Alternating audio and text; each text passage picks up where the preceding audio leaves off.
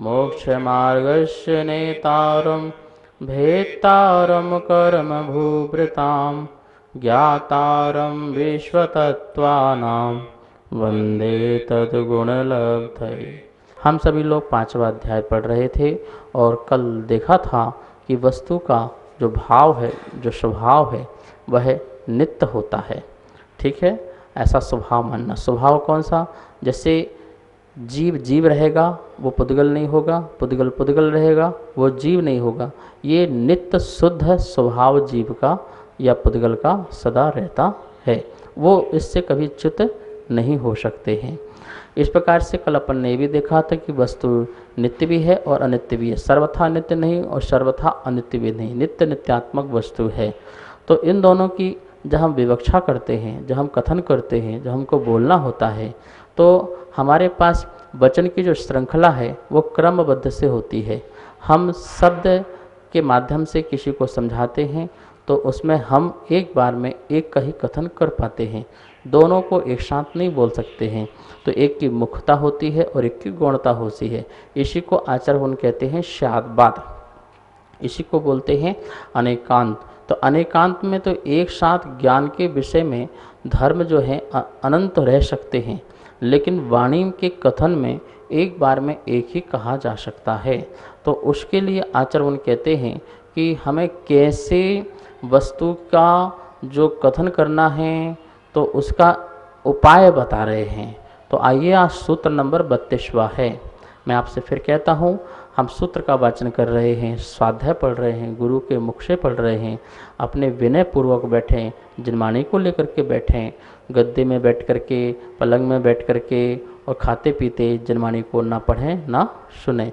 अच्छी तरह से विनय भाव से पढ़ेंगे, ऐसा लगना चाहिए आपका घर ही मंदिर हो गया हो, आपका घर ही स्वाध्यायशाला हो गया हो। ये तो आपका पुण्य का उदय है कि घर बैठे आपको भगवान की वाणी सुनने में मिल रही है। चलिए 32वां नंबर का सूत्र का वाचन करते हैं। अर्पिता नर्पित सिद्धे, अर्पिता नर्पित सिद्धे, अर्पिता नर्पित सिद्धे। इस प्रकार से सूत्र का उच्चारण हुआ। आइए अब इस सूत्र को अपन बोर्ड के माध्यम से इसका अर्थ भी समझते हैं। 5वें अध्याय का सूत्र नंबर 32वां है। अर्पिता नर्पित सिद्धे, अर्पिता नर्पित सिद्धे। देखिए संधि करेंगे, अर्पित प्लस अनर्पित, अर्पित प्लस अनर्पित, सिद्धे, सिद्धि शब्द से बना है सिद्धे, ठीक है ना। अर्पित और अनर्पित से सिद्धि होती है। वस्तु की सिद्धि कैसे होती है? एक ही वस्तु में दो विरोधी धर्म हो तो उसकी सिद्धि कैसे होती है? ऐसा प्रश्न खड़ा हुआ कि वस्तु नित्य भी है, अनित्य भी है, एक भी है, अनेक भी है, भेद स्वभाव भी है, अवेद स्वभाव भी है। तो इस प्रकार से एक ही वस्तु में दो विरोधी तत्व हैं और दोनों विरोधी तत्व एक साथ रहें तो उसकी सिद्धि कैसे हो? तो आचार्य भगवान ने सूत्र दिया कि अर्पित और अनर्पित से वस्तु की सिद्धि होती है। अर्पित का मतलब होता है मुख्यता और अनर्पित का मतलब होता है गौणता।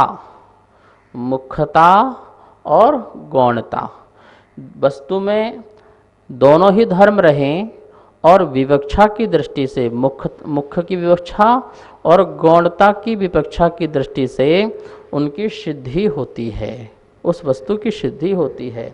जब हम मुख्य कहना चाहेंगे तो यह गौण हो जाएगा, जब हम इसको किसी को गौण करेंगे तो वह मुख्य हो जाएगा।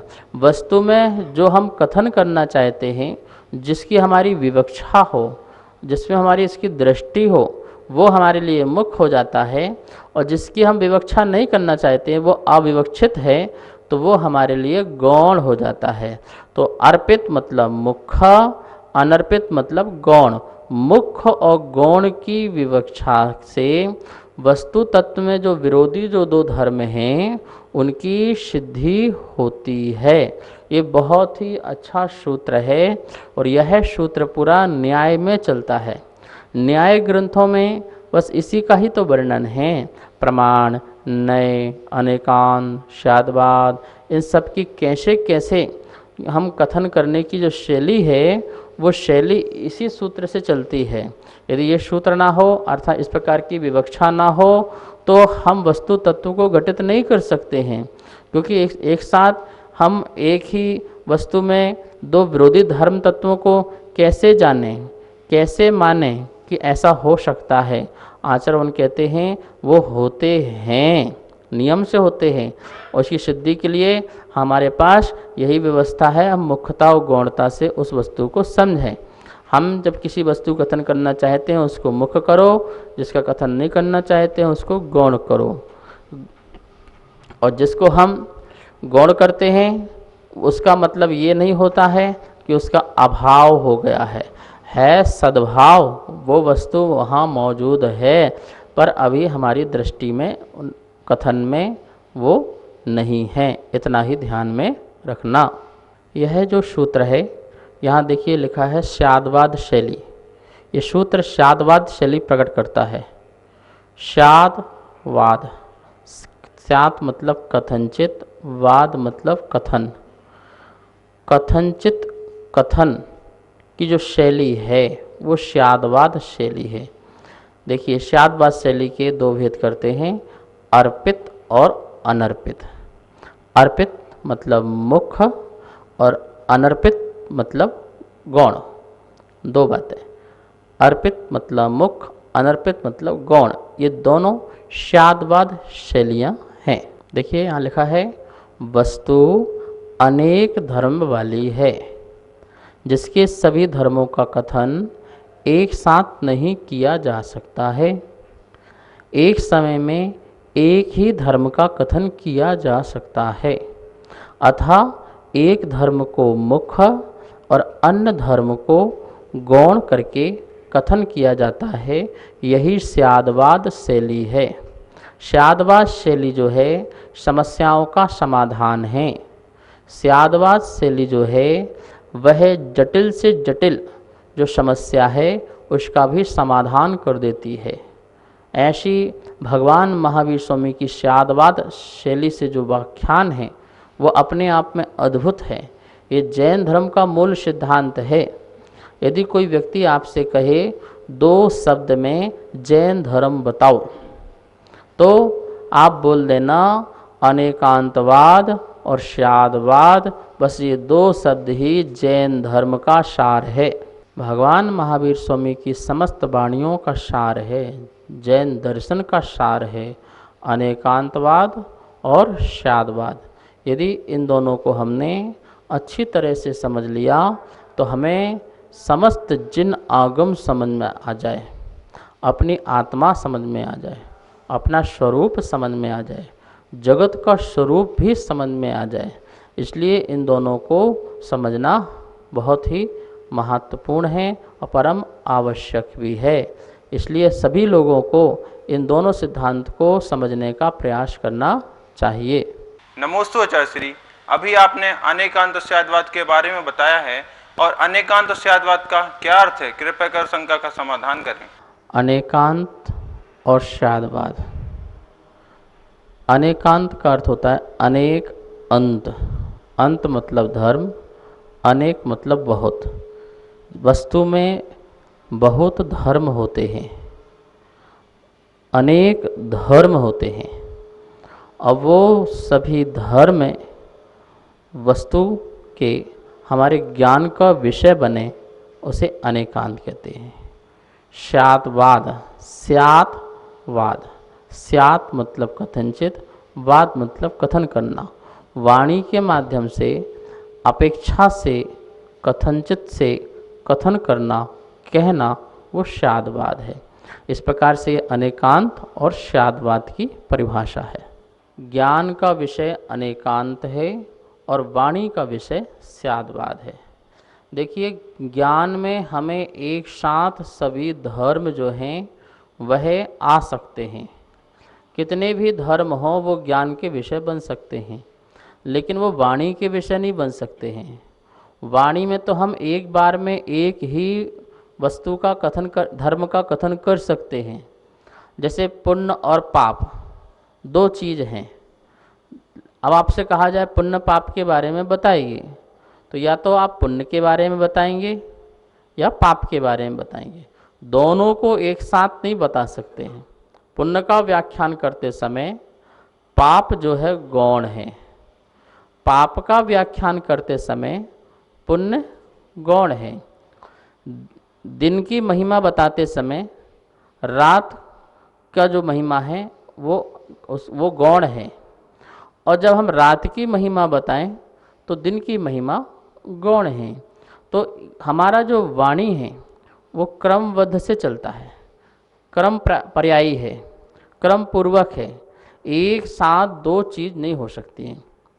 जैसे बुजुर्ग लोग कहते थे, हंसना और गाल फुलाना दोनों एक साथ नहीं हो सकता। या तो हंस लो या गाल फुला लो, दोनों काम एक साथ नहीं हो सकते हैं। तो इसी प्रकार से एक वस्तु का हमें मुख्य करना है और एक को गौण करना है, तो उसे कहेंगे स्यादवाद।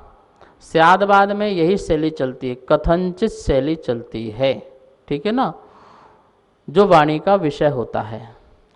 अब देखिए, अनेकांत और स्यादवाद को थोड़ा सा एक सरल भाषा में समझते हैं। देखिए, वस्तु है ये अनेकांतात्मक और कथन करने में स्यादवाद। अनेकांत कैसे कहते हैं? वस्तु क्या है, वस्तु क्या है ये अनेकांत है, और वह वस्तु क्या क्या कही जाती है, किस किस अपेक्षा से क्या क्या कही जाती है, वो स्यादवाद है। वस्तु क्या है? ये अखंड, अखंडात्मक, अभेदात्मक, ये प्रमाण का विषय है। अनेकांत किसका विषय है? प्रमाण का विषय है। स्यादवाद जो है वो नय का विषय है, वस्तु के एक अंश का ज्ञान कराने वाला है, सर्व अंश का ज्ञान कराने वाला नहीं है। सर्व अंश का ज्ञान कराने वाला अनेकांत है, वो प्रमाण का विषय होता है, अखंड रूप से होता है। उदाहरण के तौर पर देखिए, जैसे आपने अपने हाथ में लड्डू रखा, तो ये लड्डू है, बस ये लड्डू कहते ही अखंड हो गया, अखंड का ज्ञान हो गया। तो वस्तु क्या है? ये अनेकांत हो गया। अब देखिए, इस लड्डू में शर्करा भी है, घी भी है, बेसन भी है, ड्राई फ्रूट्स आदि भी हैं, आदि अनेक पदार्थ इसमें हो सकते हैं। तो ये उसको हम भिन्न भिन्न वस्तुएं होती हुई भी हम उसका अलग वर्णन नहीं कर रहे। एक अखंडता से लड्डू बोलने में सब कुछ आ गया, तो ये अखंड है। तो वस्तु क्या है? ये लड्डू, ऐसा कहना ये क्या हो गया? अनेकांत। मतलब ऐसा समझना, वैसे ज्ञान का विषय है तो ऐसा समझना, ये अनेकांत है। अब इस लड्डू को क्या क्या कहा जा सकता है? तो वो जो क्या क्या कहा जाता है वो स्यादवाद का विषय है। स्यादवाद से हम उसे बहुत सारे नाम देते हैं। ये लड्डू कैसा है? गोल लड्डू है, बेसन का लड्डू है, इसमें ड्राई फ्रूट की अपेक्षा ड्राई फ्रूट्स का लड्डू है। तो इसमें जो जो हम अपेक्षा लगाएंगे, हमने बेसन देखा उसमें तो हमने बेसन का लड्डू कहा, हमने उसमें ड्राई फ्रूट्स देखे तो हमने ड्राई फ्रूट्स का लड्डू कहा, हमने उसमें मीठा में दृष्टि दी तो ये मीठा लड्डू है, हमने ये दृष्टि दी कि ये लड्डू जो है ये पापा का है तो पापा का लड्डू, हमने उसमें दृष्टि दी कि नहीं ये तो दिल्ली का लड्डू है तो हमने कहा दिल्ली से आया है तो दिल्ली का लड्डू है। फिर हमने कहा नहीं ये जैन के यहाँ से आया है तो जैन का लड्डू है। तो देखिए हम क्या क्या बोलते जा रहे हैं, जो हम वस्तु को क्या क्या अपेक्षा से लगा के बोल रहे हैं, ये स्यादवाद है। एक वस्तु को हम मुख्य कर रहे हैं, बाकी को हम गौण कर रहे हैं। तो जो मुख्यता गौणता का ये चल रहा है, ये स्यादवाद का विषय चल रहा है कि हमने लड्डू को क्या क्या कह सकते हैं, कितने प्रकार से। सबके दृष्टि एंगल अलग अलग हैं। माँ कहती है बच्चे से लड्डू मत खाना, ये पापा का लड्डू है। वैसे कभी पापा का लड्डू होता नहीं है, होता है क्या? या तो बेसन का होगा, या तो गुड़ का होगा, या शर्करा का। पापा का लड्डू, कभी ऐसा हो सकता है? लड्डू बनना पड़ेगा उनको भी, ऐसा नहीं हो सकता। पर एक कथन है, ये शैली है, ये शब्द हैं, वो भाषा है, वस्तु तत्व को प्रकट करने की एक व्यवस्था है। तो उस व्यवस्था से वस्तु को समझाना।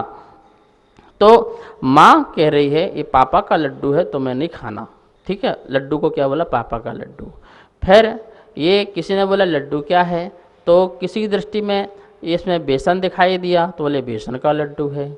किसी व्यक्ति ने बोला पापा पता नहीं है आपको लड्डू किसका है, ये तो दिल्ली से आया है, दिल्ली का लड्डू है। तो अच्छा दिल्ली का लड्डू है। गुड़िया कहती है अरे ये तो जैन साहब के यहाँ से आया है, ये जैन लड्डू है। तो देखो क्या क्या बोलते जा रहे हैं, वस्तु क्या क्या कही जाती है, वस्तु क्या है ये बात, और फिर वस्तु क्या क्या कही जाती है ये शाद बात। ये कही नहीं जाती, ध्यान रखना, ये जानी जाती है, ये ज्ञान का विषय है।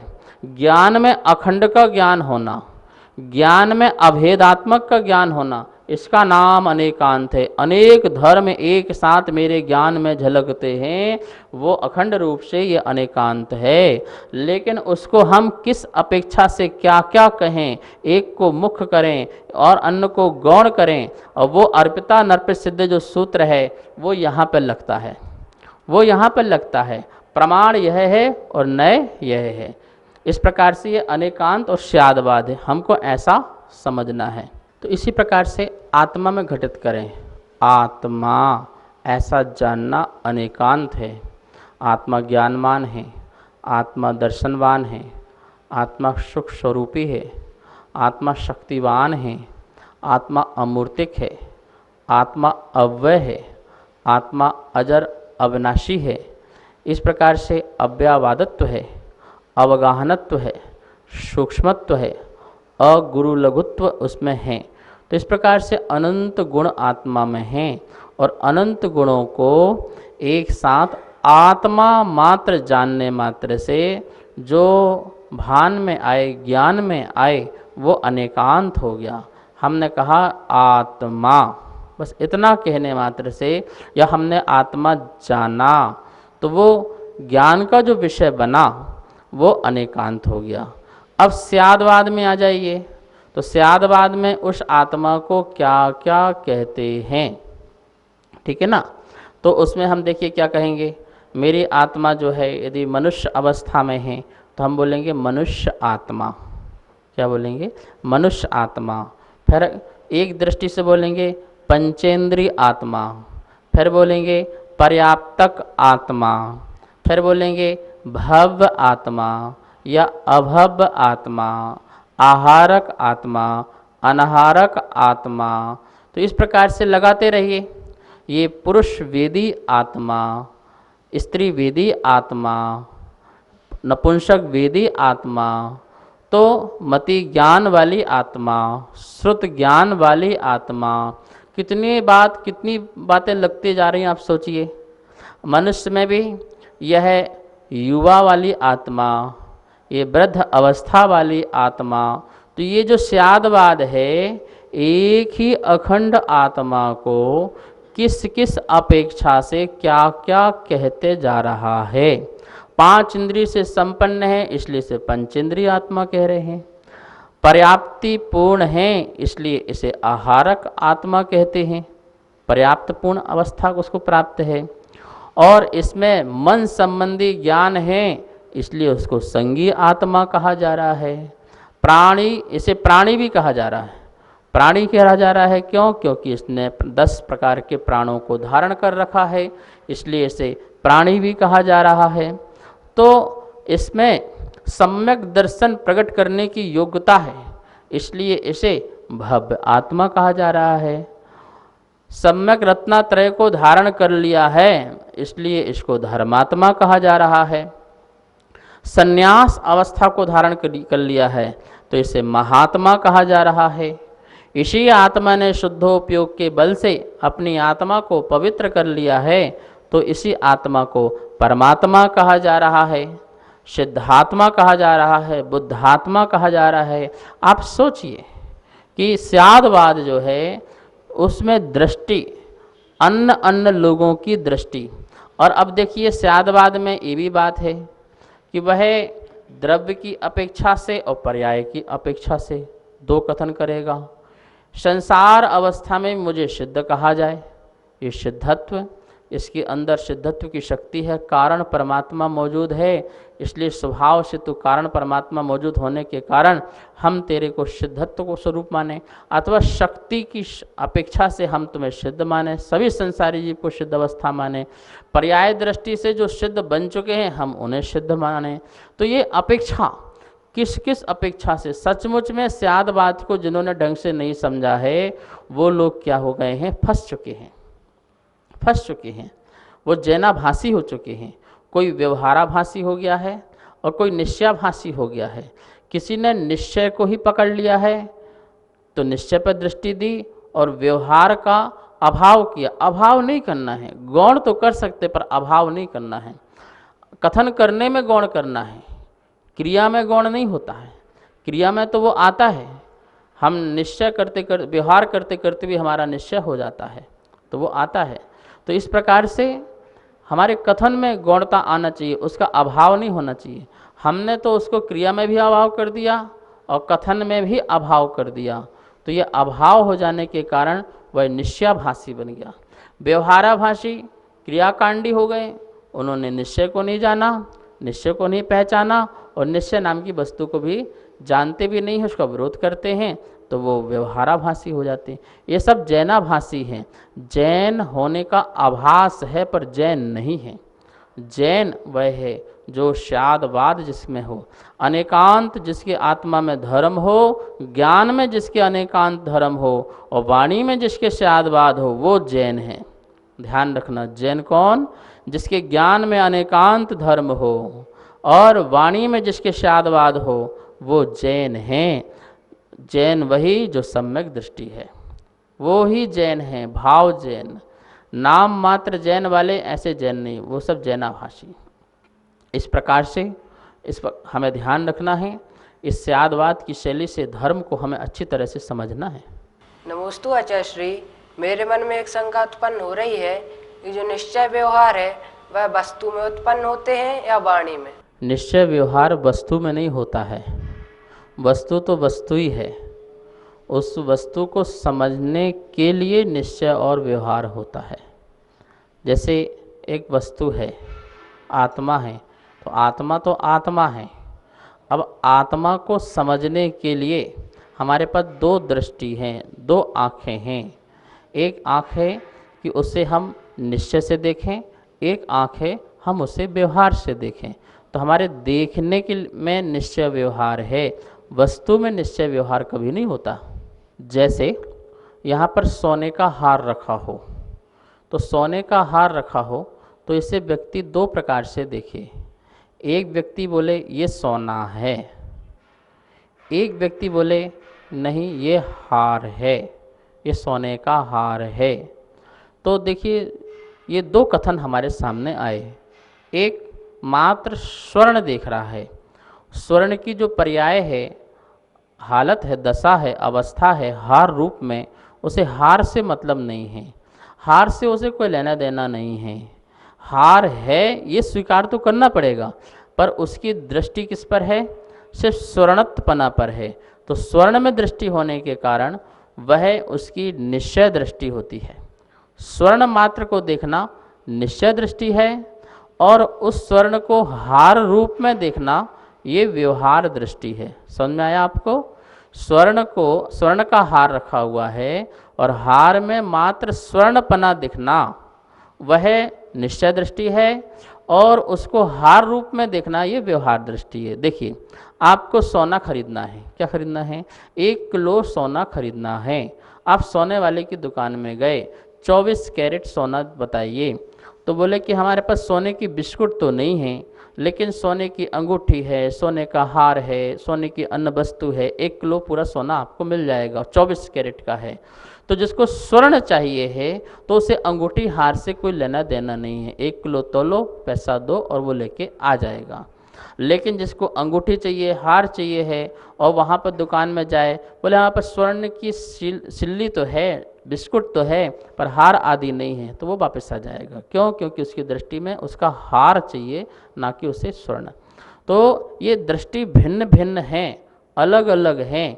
लेकिन दोनों से वस्तु की सिद्धि होती है। निश्चय स्वर्ण दृष्टि में दे रहा है, लेकिन वो हार है इस बात को झुठला नहीं सकता है। उसने भी हार को, पर्याय को गौण किया है, पर्याय अवस्था को हार की गौण करके स्वर्ण को मुख्य किया है, तो निश्चय दृष्टि में वो आया। जब वह हार को मुख्य करे तो स्वर्ण क्या हो जाएगा, वह गौण हो जाएगा, तो निश्चय गौण हो जाएगा, व्यवहार मुख्य हो जाएगा। तो इस प्रकार से अर्पिता नर्पित सिद्धि, यह सूत्र ही कहता है आप अर्पित अनर्पित मुख्य और गौण करके चलें तो वस्तु की सिद्धि बहुत अच्छी होगी। स्वाध्याय संपन्न करते हैं। किसी के मन में शंका समाधान हो तो इसके जस्ट बाद आगम धारा देखें और अपनी शंकाओं को भेज सकते हैं। आइए जनवाणी स्तुति करते हैं। जावाणी के ज्ञान से सूझे लोकालो, सो वाणी मस्तक धरो सदा देत हो धो। हे जनवाणी भारती तो हे जपो दिन रे, जो तेरे शरणाधरे सो पावे सुख चैन। सभी को बहुत बहुत मंगल आशीर्वाद। सभी को सादर जय जिनेन्द्र। तत्वार सूत्र के द्वितीय अध्याय की पुस्तक छपकर आ चुकी हैं, जो कि आपको लॉकडाउन के बाद प्राप्त हो जाएंगी। आप अगर तीसरे अध्याय की पुस्तक छपवाना चाहते हैं तो नीचे दिए गए नंबर पर संपर्क करें। जय जिनेन्द्र।